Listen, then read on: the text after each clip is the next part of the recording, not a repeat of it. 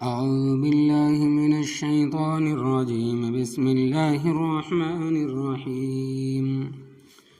لله ما في السماوات وما في الأرض وإن تبدوا ما في أنفسكم أو تخفوه يحاسبكم به الله فيغفر لمن يشاء ويعذب من يشاء والله على كل شيء قدير. آمن الرسول بما أنزل إليه من ربه والمؤمنون كل آمن بالله وملائكته وكتبه ورسله لا نفرق بين أحد من رسله وقالوا سمعنا وأطعنا غفرانك ربنا وإليك المصير. لا يكلف الله نفسا إلا وسعها لها ما كسبت وعليها ما اكتسبت ربنا لا تؤاخذنا إن نسينا أو أخطأنا ربنا ولا تحمل علينا إصرا كما حملته على الذين من قبلنا ربنا ولا تحملنا ما لا طاقة لنا به واعف عنا واغفر لنا وارحمنا أنت مولانا فانصرنا على القوم الكافرين. لفظی ترجمہ: للہ اللہ تبارک و تعالیٰ ہی کے واسطے ہے، ما فی السماواتی جو کچھ آسمانوں میں ہے، وما فی الارض اور جو کچھ زمین میں ہے، وَإِن تُبْدُوا اور اگر تم ظاہر کرو گے، ما اس چیز کو، فی انفسکم جو تمہارے دلوں میں ہے، او تخفوہ یا تم اس کو مخفی رکھو گے، یحاسبکم بہ اللہ تو اللہ تبارک و تعالیٰ اس کا حساب لے گا تم سے، فیغفر لمن یشاء پس بخش دے گا جس کو چاہے گا، ویعذب من یشاء اور سزا دے گا جس کو چاہے گا، واللہ علی کل شیء قدیر اللہ تبارک و تعالیٰ ہر چیز پر قادر ہے۔ آمن الرسول ایمان لایا ہے رسول بما اس چیز پر، انزلہ جو اتاری گئی ہے اس کی طرف، من ربہ اس کے رب کی طرف سے، والمؤمنون اور مومن بھی ایمان لائے ہیں، کل آمن یہ سب ایمان لائے ہیں، باللہ اللہ تبارک و تعالیٰ کے اوپر، وملائکتہ اور اس کے فرشتوں پر، وکتبہ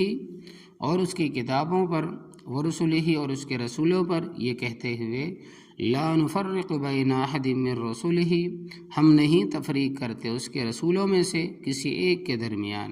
وقالو اور کہا انہوں نے، سمعنا ہم نے سن لیا، واطعنا اور ہم نے اطاعت کی، غفرانکا تیری بخشش چاہتے ہیں، ربنا اے ہمارے رب، وإلیک المصیر وإلیک المصیر اور تیری ہی طرف لوٹنا ہے، لا یکلف اللہ نہیں تکلیف دیتا اللہ تبارک و تعالی نفساً کسی نفس کو، الا وسعہا مگر اس کی طاقت کے مطابق، لہا اس نفس کے لیے ہے، ما کسبت جو اس نے کمایا، وعلیہا اور اس پر وبال پڑے گا، ما مکتسبت اس چیز کا جو اس نے کمائی، ربنا اے ہمارے رب، لا تواخذنا مواخذہ نہ کر ہمارا، ان نسینا اگر ہم بھول جائیں، او اخطأنا یا ہم سے خطا ہو جائے، ربنا اے ہمارے رب، ولا تحمل علینا اور نہ ڈال ہم پر اسرن بوجھ، کما حملتہ جیسا ڈالا تم نے بوجھ، علی الذین ان لوگوں پر،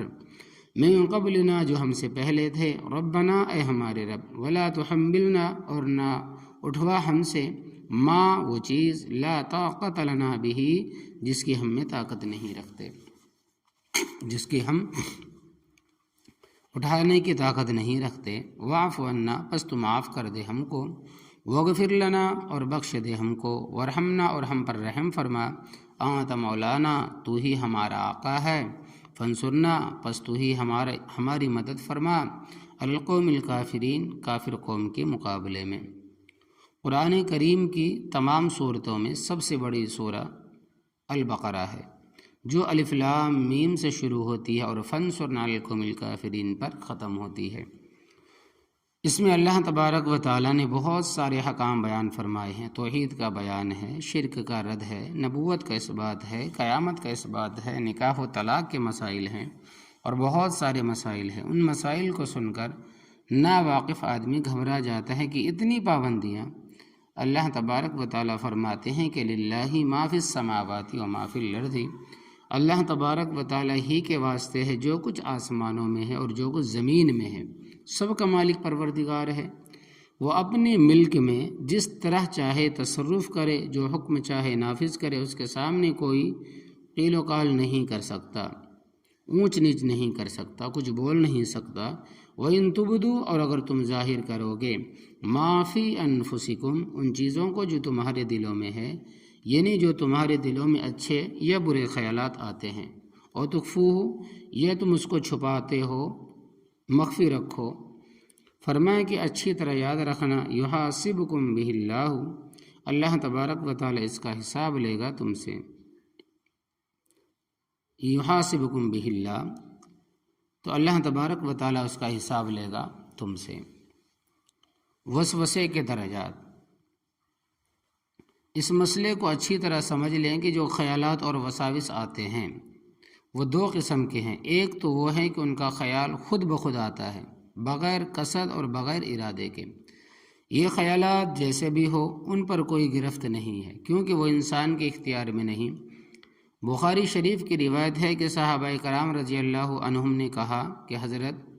بعض دفعہ ہمارے دل میں از خود ایسے خیالات آتے ہیں، ہم ان کو زبان پر لانے کے لیے آمادہ نہیں ہیں، بلکہ ان کو زبان پر لانے کے بجائے اس کو آسان سمجھتے ہیں، ہم جل کر کوئلہ ہو جائے، بھسم ہو جائے۔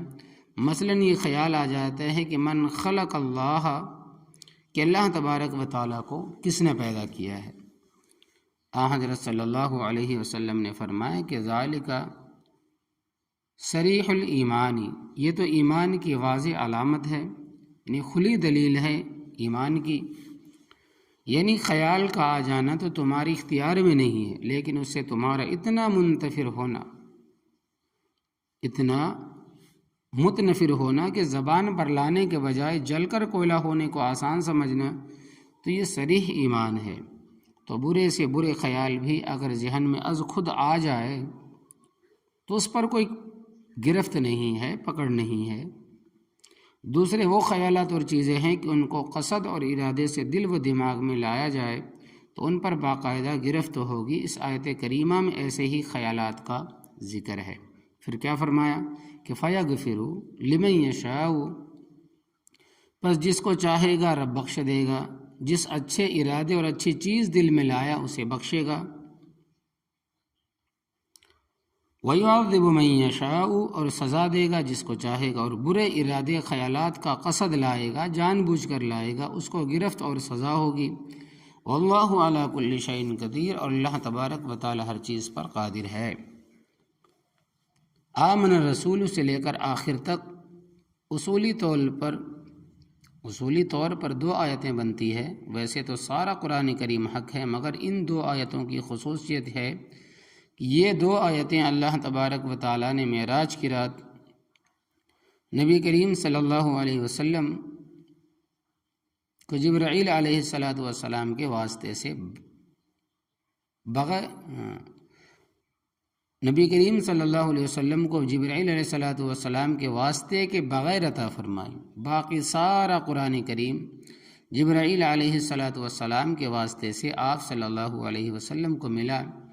نسائی شریف کی روایت میں تصریح ہے کہ اللہ تبارک و تعالیٰ نے معراج کی رات مجھے 3 تحفے عطا فرمائے۔ نمبر 1، پہلے نمازیں 50 تھی، وہ پھر 5 رہ گئی۔ نمبر 2، دوسرا تحفہ سورۃ البقرہ کی آخری آیت ہے، آمن الرسول سے لے کر آخر تک، فانصرنا علی القوم الکافرین تک۔ تیسرا تحفہ، اللہ تبارک و تعالیٰ نے میرے ساتھ یہ وعدہ فرمایا کہ تیری امت میں سے ہر وہ شخص جو اس حال میں فوت ہو، اس حال میں مرا ہو کہ اس نے میرے ساتھ کسی کو شریک نہیں کیا، کسی چیز کو شریک نہیں کیا، میں اس کو بخش دوں گا۔ تو یہ اللہ تبارک و تعالیٰ نے اپنے محبوب کو براہ راست عطا فرمایا کہ آمن الرسول، ایمان لایا رسول اللہ صلی اللہ علیہ وسلم، بما، اس چیز پر، انزل الیہ، جو اس کی طرف نازل کی گئی ہے، من ربہ، اس کے رب کی طرف سے۔ یہاں یہ مسئلہ بھی سمجھ لیں کہ جس طرح قرآن کریم منزل من اللہ، اسی طرح احادیث میں جو احکام ہے وہ بھی رب کی طرف سے نازل ہوئے ہیں، فرق صرف اتنا ہے کہ قرآن کریم کے الفاظ بھی رب کی طرف سے اور معانی بھی رب کی طرف سے ہے، اور جو احادیث ہیں الفاظ حضرت صلی اللہ علیہ وسلم کے ہیں اور مفہوم من جانب اللہ ہے۔ تو یہ جو فرمائے کہ بما انزل الیہ، جو کچھ نازل کیا گیا اس کی طرف، اس میں قرآن بھی ہے اور حدیث بھی ہے۔ جو کچھ اللہ تبارک و تعالیٰ کی طرف سے نازل ہوا ہے اس پر حضرت محمد الرسول اللہ صلی اللہ علیہ وسلم بھی ایمان لائے ہیں، والمؤمنون، اور مومن بھی ایمان لائے ہیں، اور مومن قیامت تک آتے رہیں گے۔ کل آمن باللہ، یہ سب اللہ تبارک و تعالیٰ پر ایمان لائے ہیں، اس طرح کہ اللہ تبارک و تعالیٰ کی ذات اور صفات اور اس کے سب احکام کو مانتے ہیں، وملائکتہ، اس کے فرشتوں پر ایمان لاتے ہیں۔ فرشتوں کے بارے میں آتا ہے کہ خلقت الملائکۃ من نور، فرشتوں کو نور سے پیدا کیا گیا ہے، اور یہ نور مخلوق ہے، جس طرح پانی مخلوق، آگ مخلوق ہے، مٹی مخلوق ہے، ہوا مخلوق ہے، اسی طرح یہ نور بھی مخلوق ہے جس سے فرشتوں کو پیدا کیا گیا۔ فرشتے نر مادہ نہیں ہوتے، اور نہ ہی ان میں جنسی خواہشات ہوتی ہے، وہ نہ کھاتے ہیں نہ پیتے، ان کی خوراک ہے سبحان اللہ۔ ارشاد باری تعالیٰ ہے کہ یسبحون بحمد ربہم، وہ اپنے رب کی تسبیح بیان کرتے ہیں، اور فرشتوں کی تعداد کو اللہ تبارک و تعالیٰ کے سوا کوئی نہیں جانتا۔ وما یعلم جنود ربک الا ہو، وہ کتبی ہی آگے فرماتے ہیں کہ اور اللہ تبارک و تعالیٰ کی کتابوں پر ایمان لائے ہیں، کتابوں پر ایمان لائے ہیں۔ اللہ تبارک و تعالیٰ نے کتنی کتابیں اور صحیفے نازل فرمائے ہیں، ان کی صحیح تعداد کا کسی کو علم نہیں، مگر کافی کتابیں اور صحیفے نازل ہوئے ہیں۔ 4 کتابیں تو مشہور ہے، قرآن کریم، تورات، زبور اور انجیل۔ تو رب کی طرف سے جتنی کتابیں اور صحیفے نازل ہوئے وہ سب پر ایمان لاتے ہیں کہ یہ من جانب اللہ ہے، اللہ تبارک و تعالیٰ کی طرف سے ہے، اور اپنے اپنے زمانے میں بہترین دستور تھی، اور قرآن کریم کے آنے کے بعد سب منسوخ ہو گئی، سب کتابیں ختم ہو گئی۔ اب نجات صرف قرآن کریم پر عمل کرنے میں ہے، ورسلہ، اور اللہ تبارک و تعالیٰ کے سب رسولوں پر ایمان لائے ہیں۔ رسولوں کی صحیح تعداد کا ذکر نہ تو قرآن کریم میں ہے اور نہ ہی کسی حدیث میں ہے۔ ایک روایت میں 1,24,000 کا ذکر ہے اور ایک میں 2,24,000 کا، مگر دونوں روایتیں کمزور ہیں۔ پہلے پیغمبر حضرت آدم علیہ السلام ہے، اور آخری پیغمبر جن پر اللہ تبارک و تعالیٰ نے نبوت ختم فرما دی، خاتم النبیین، حضرت محمد الرسول اللہ صلی اللہ علیہ وسلم ہے۔ ہمارے ایمان کے لیے اتنا کافی ہے کہ اللہ تبارک و تعالیٰ کے جتنے پیغمبر تشریف لائے ہیں ہمارا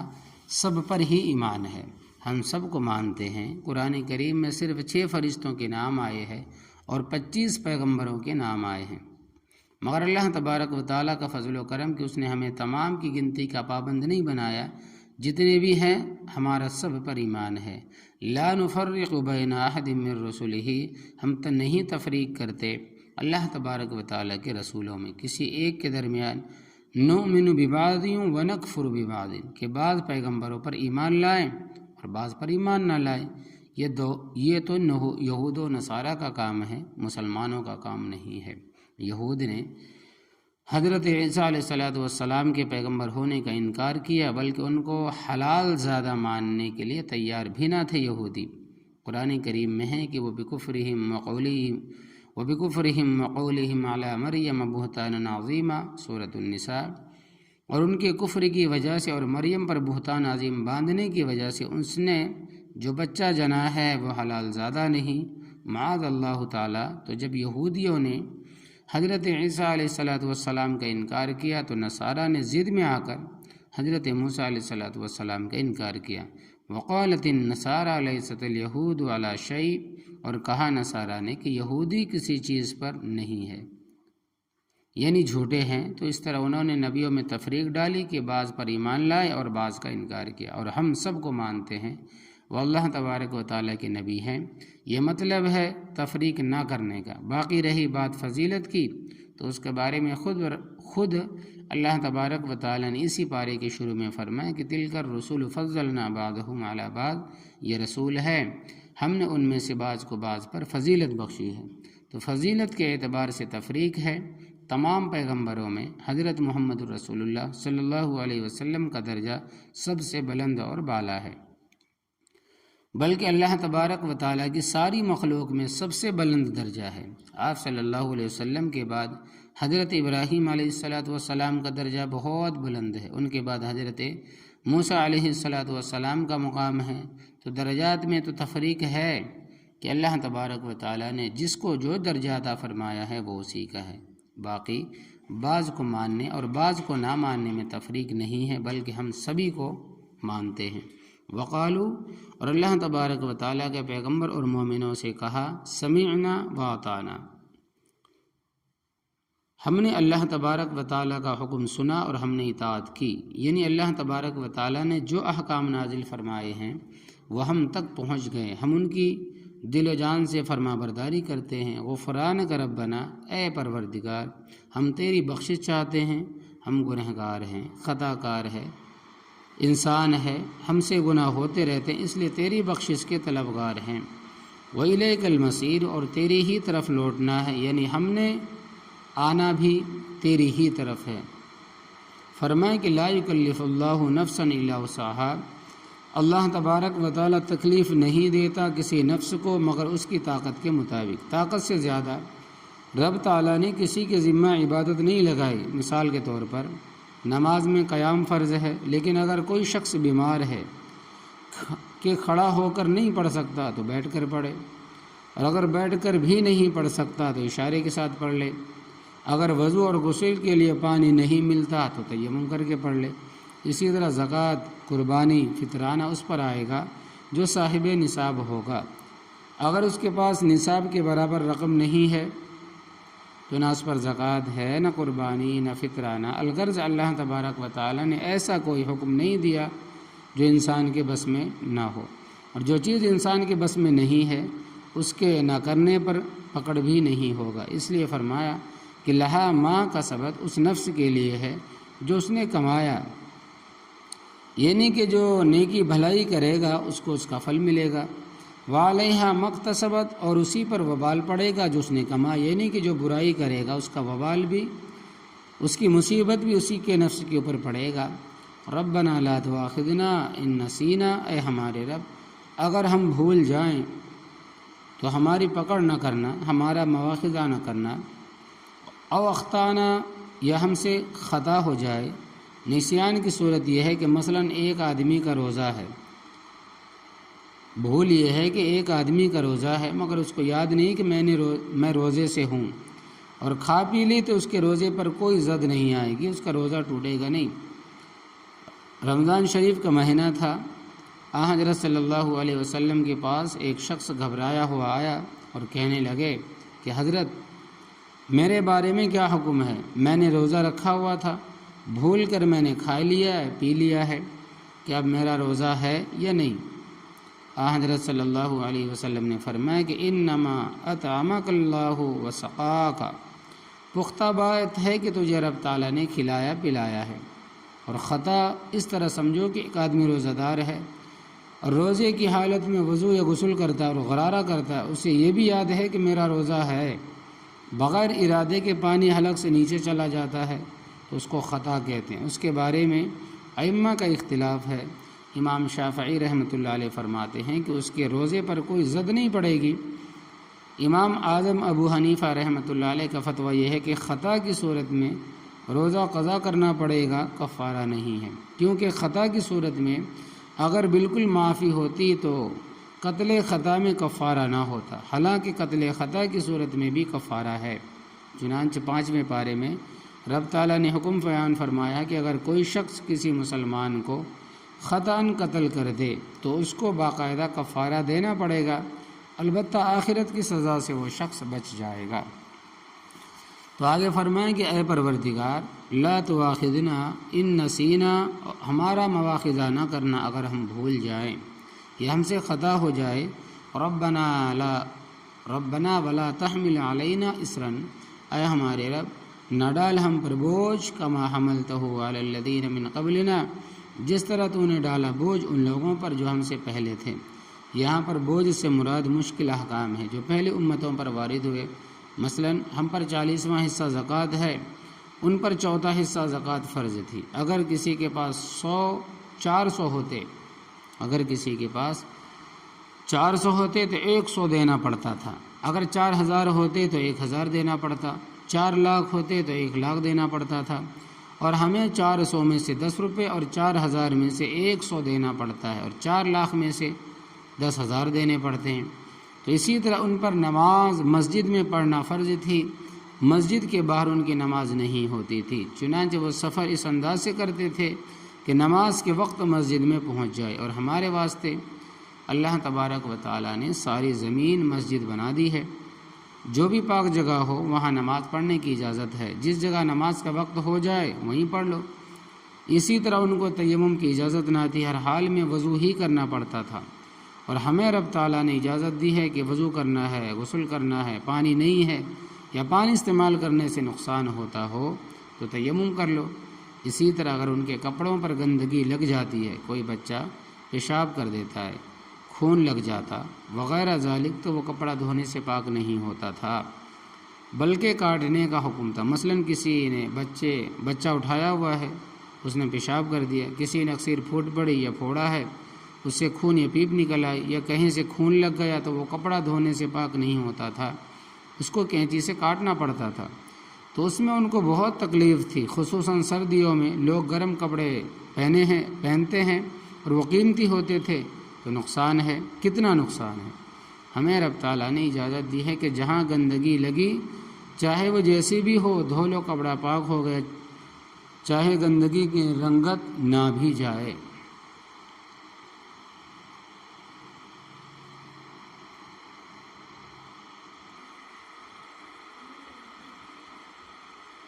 اسی طرح وہ لوگ جب گناہ کرتے تھے تو فرشتے رات کو ان کے دروازوں پر لکھ جایا کرتے تھے کہ اس نے یہ گناہ کیا ہے۔ اسی طرح اگر کوئی مرتد ہو جاتا تو اس کی توبہ بغیر قتل کیے قبول نہیں ہوتی تھی، یعنی اس کو قتل کرنا ہوتا تھا۔ اور ہماری شریعت میں مسئلہ یہ ہے کہ اگر کوئی مرتد ہو گیا ہے، کوئی مسلمان تھا کافر ہو گیا ہے، اور اللہ تبارک و تعالیٰ نے اس کو دوبارہ کلمہ پڑھنے کی توفیق عطا فرمائی ہے، تو اس کا یہ کلمہ پڑھنا معتبر ہے، اعتبار کیا جائے گا، اور اسی طرح اس کی توبہ بھی قبول ہے۔ غنیمت کا مال ان کے لیے حلال نہیں تھا، بلکہ وہ اکٹھا کر کے میدان میں رکھ دیتے تھے، کسی پہاڑی پر رکھ دیتے تھے، آگ آتی تھی جلا دیتی تھی۔ قربانی کا گوشت بھی ان کے لیے حلال نہ تھا، بلکہ قربانی کر کے رکھ آتے تھے، آگ آتی تھی جلا دیتی تھی۔ بقربان تأکلہ النار، اور ہمارے لیے بڑی سہولتیں ہیں نبی کریم صلی اللہ علیہ وسلم کے وسیلے اور برکت سے کہ ہمارے لیے مال غنیمت بھی حلال ہے اور قربانی کا گوشت بھی حلال ہے، اور باقی بہت ساری سہولتیں رب تعالیٰ نے ہمیں عطا فرمائی ہے۔ فرمایا ربنا، اے ہمارے رب، ولا تحملنا، اور نہ اٹھوا ہم سے، ما وہ احکام، لا طاقت لنا بہ، جن کی ہم میں طاقت نہیں ہے، یعنی کہ اے پروردگار ہمیں ایسے احکام نہ دے کہ جن کو ادا کرنے کی ہم میں طاقت نہیں ہے۔ واعف عنا، اور پروردگار ہمارے کبیرہ گناہ معاف فرما، واغفر لنا، اور پروردگار ہمارے صغیرہ گناہ بھی معاف فرما، ورحمنا، اور پروردگار اپنی رحمت ہم پر نازل فرما، انت مولانا، پروردگار تو ہمارا آقا ہے، ہم اپنے عاجز ہونے کا اقرار کرتے ہیں، تیرے سوا ہمارا کوئی نہیں ہے، فانصرنا علی القوم الکافرین، پروردگار بس تو ہماری مدد فرما کافر قوم کے مقابلے میں، کیونکہ تو قادر ہے اور ہم عاجز ہیں۔ یہ آیتیں اللہ تبارک و تعالیٰ نے آپ صلی اللہ علیہ وسلم کو براہ راست بغیر جبریل علیہ السلام کے واسطے سے عطا فرمائی ہے۔ تو اللہ تبارک و تعالیٰ سے دعا ہے کہ اللہ تبارک و تعالیٰ قبول عطا فرمائیں۔ اور آج دیکھیں کہ جو تاریخ ہے وہ 20 رجب اور 1 فروری